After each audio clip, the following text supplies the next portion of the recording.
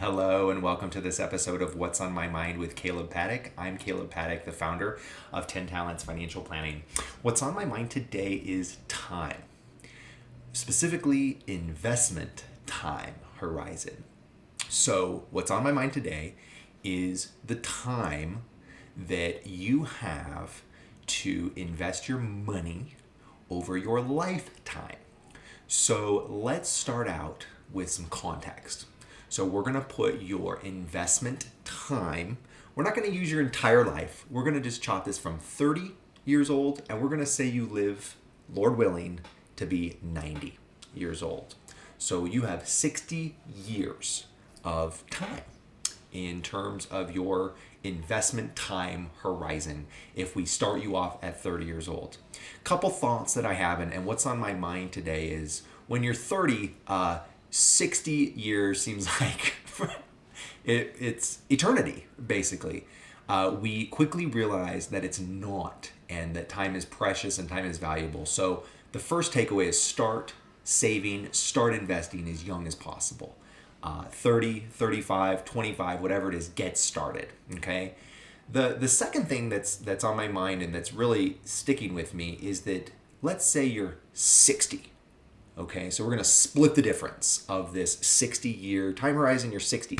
For many people, the financial media and things like target date funds and retirement gurus really, they, what's the word I'm looking for? Kind of fictionalize or dramatize retirement as a destination. So for sake of this discussion, we'll say 60 is retirement.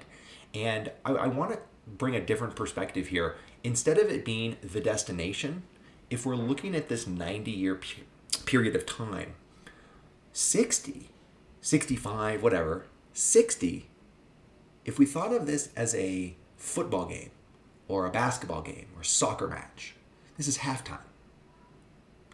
If you're 60, 65, thinking about retiring, you're at halftime.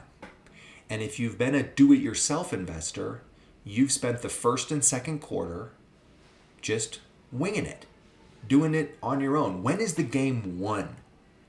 When did Michael Jordan pull away from the competition? Yes, he smoked some people in the first half. Sorry, Portland Trailblazers in the 92 finals. But most of the great athletes, they win the game in the second half.